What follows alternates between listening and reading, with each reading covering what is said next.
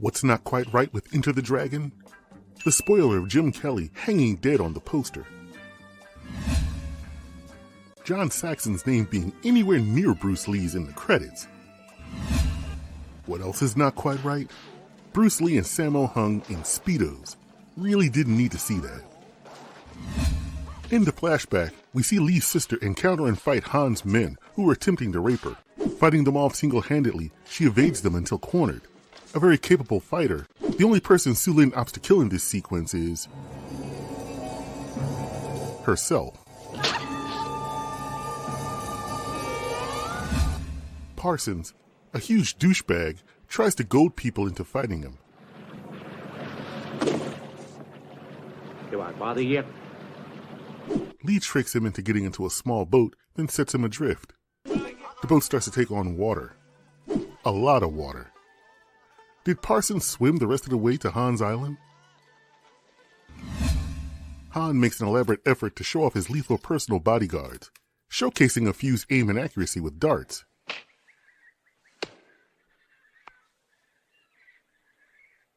One even flips Roper when he gets too flirty. We never see them again, even in the end when Han is in direct danger. Stereotype number 1. The black man is a sexual dynamo. When offered girls for sex, for me? Of course the brother chooses no less than 4, then says, Please understand, if I missed anyone, it's been a big day. I'm a little tired. Come in. Stereotype number 2. The Asian man is a sexless being. While Roper and Williams are clearly getting laid, Lee is there strictly on business alone.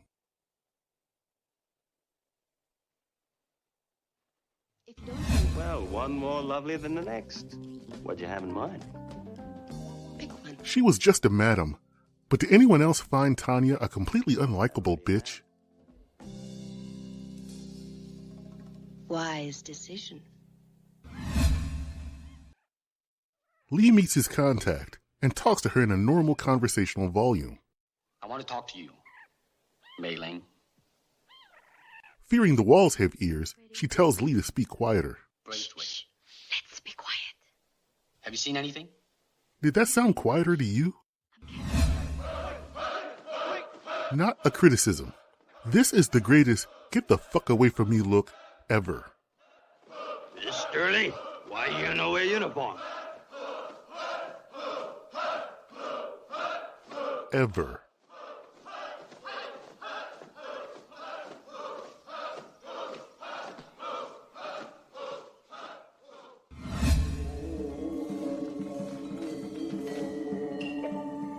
Another not quite right? This is clearly a shot of Lee dropping out of a tree, just reversed.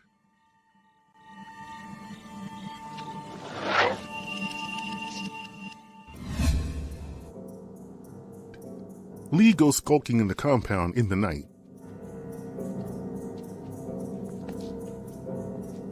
Meanwhile, Williams decides to step outside for some fivesome postcoital reflection. Where you go?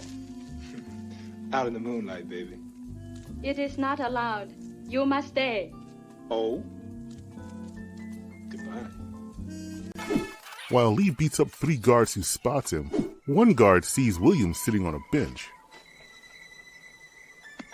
The next day, those 3 guards are publicly executed. Han questions Williams about being outside that night. What were you looking for when you attacked my guards? Wasn't me. You were the only man outside the palace. I was outside, but I wasn't the only one. You will tell me who else. Since Lee didn't kill them and wasn't wearing a mask, those 3 guards could easily describe him. But apparently they must have said, some black guy with a big-ass afro kicked our ass. Classic line, number 1. Man, you come right out of a comic book. Classic line, number 2. Single coolest line in the movie. Or don't hit back. Bolo, As Lee squares off with O'Hara, he remembers his dead sister. But earlier, Lee instructs his student to strike with emotional content, not anger.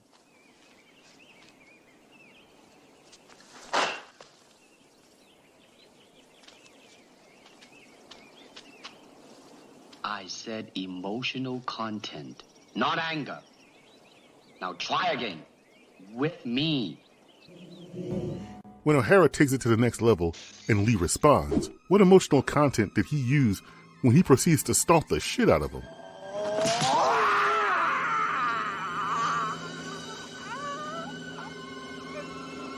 I'll concede that's not anger. That's full-on rage.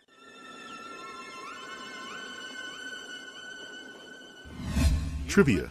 Originally, Han was going to kill Roper, and Williams and Lee would fight Han's army at the end. Roper's and Williams' roles were reversed by John Saxon's agent.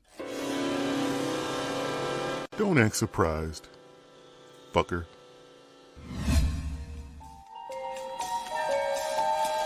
What else is not quite right? Morse code? Who the hell is using Morse code by the 70s? Guess Han was afraid of technology as well as guns.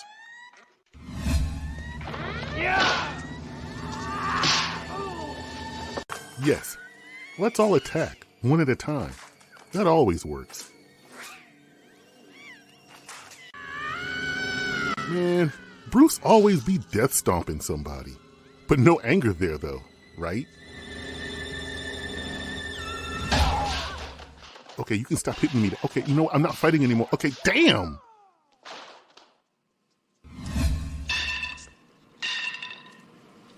But the biggest offense of the movie is coming up. Popularizing a weapon that would put countless kids in the ER. Do you know how many times I've hit my own nuts trying to do that shit?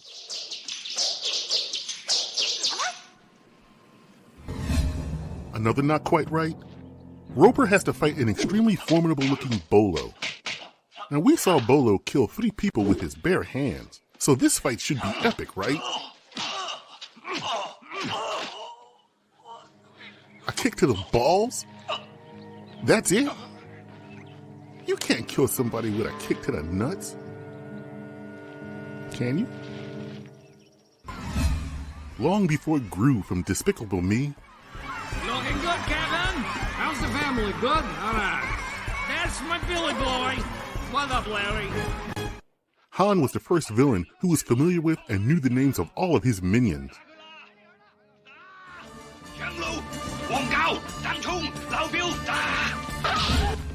Guy in the background laughs as his fellow henchman gets his ass kicked. Here's another not quite right. Mai releases the Shanghai prisoners, who have transformed from dozens of emaciated old men we saw earlier to dozens of young men. It turns out quite a few of them were pretty good kung fu fighters too. Makes you wonder how they got caught in the first place. Classic line, number 3. You have offended my family, and you have offended the Shaolin Temple. Another not quite right. This was a pretty dramatic build-up for them to just jump past each other.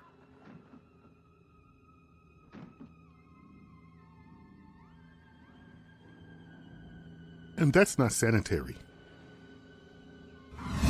Not a criticism.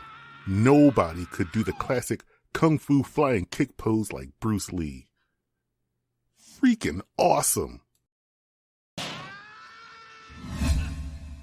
A big not quite right? Clearly a mannequin. But the last big thing that was not quite right about Enter the Dragon? Lee not fighting Bolo.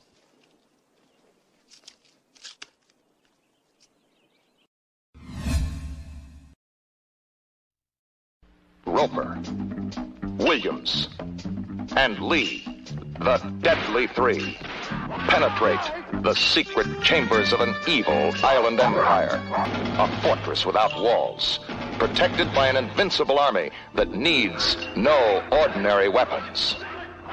This is Enter the Dragon, the first martial arts film produced by a major Hollywood studio. Enter the Dragon was one of the most successful films of 1973.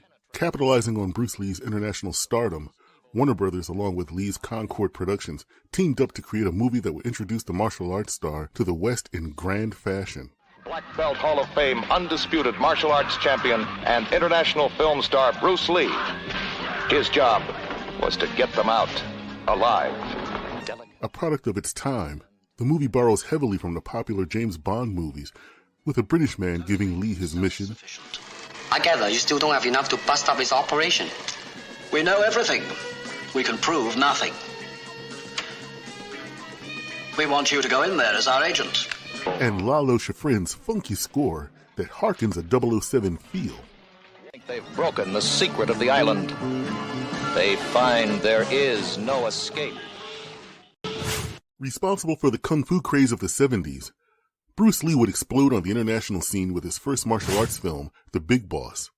His next two films, Fist of Fury and Way of the Dragon, would shatter the box office records he previously set in Hong Kong and cement his status as the king of kung fu. Lee's impact was so deep that it would spawn copycat movies in a genre that came to be known as Bruceploitation, which gave us so many ripoffs on the man and his name that it was hard to keep up. The style and presence he brought to his performances was such that I would argue that Lee's theatrical background had as much to do with it as his martial arts background. Bruce Lee was a child actor and came from a family of theater and film actors. Most of the biographies, documentaries, and biopics overlook or gloss over his work as an actor and tend to focus solely on his martial arts training, giving the impression that his film career didn't start until later in his life. But it's his theater upbringing that made him uniquely equipped to become the impactful force he was in action movies. Bruce Lee wasn't a martial artist turned actor. He was an actor who had a deep passion for the martial arts. And as an actor, one has to learn and exhibit many different styles and expressions. The best actors learn many different techniques and methods to embody the different characters they have to convincingly portray. There has to be a fluidity to their performance. Bruce just applied that mentality to other aspects of his life.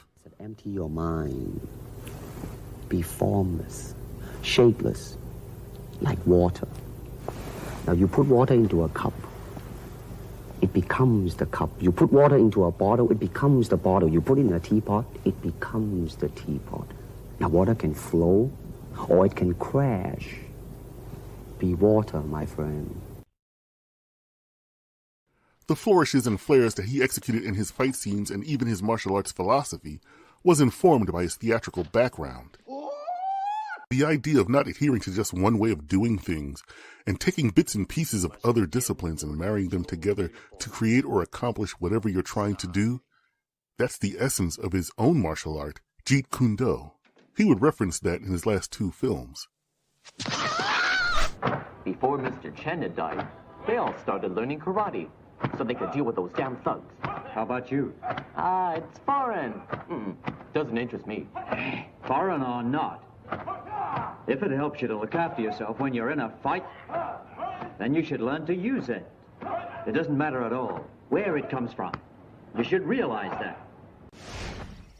I have several questions. What is the highest technique you hope to achieve? To have no technique. Very good. What are your thoughts when facing an opponent? There is no opponent. And why is that? Because the word I does not exist. And because of that, his presence was such that even when he wasn't the star of the show, your eye was drawn to him. Britt Reed might have been the Green Hornet, but everyone was watching for Kato. And that same it factor translated like gangbusters to the big screen.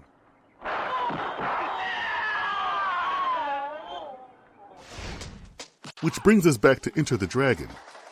Bruce created the Kung Fu wave, then hit the zeitgeist of it, with this film having a major impact on action cinema worldwide. As his movie borrowed from 007, James Bond would do likewise and imitate a scene from Lee's film.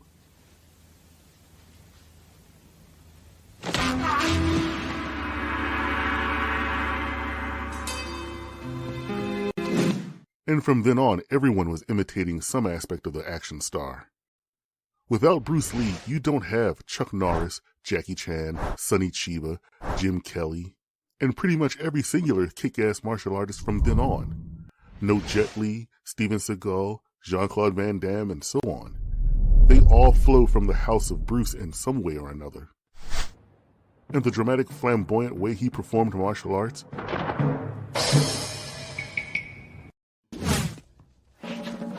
is still copied decades later.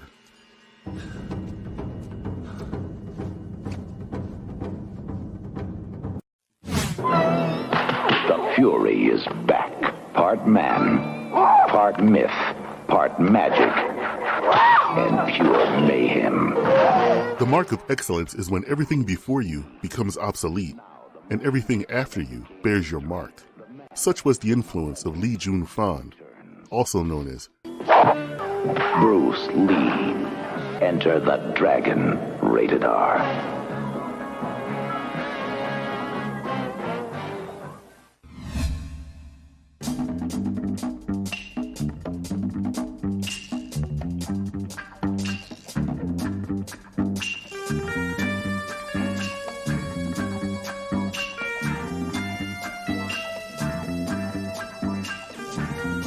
If you agree with this video, don't forget to like, share, and subscribe.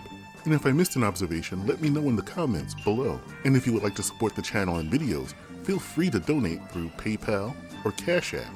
And don't forget to pick up some cool NQR gear. All the links are listed in the description below. And thanks for watching.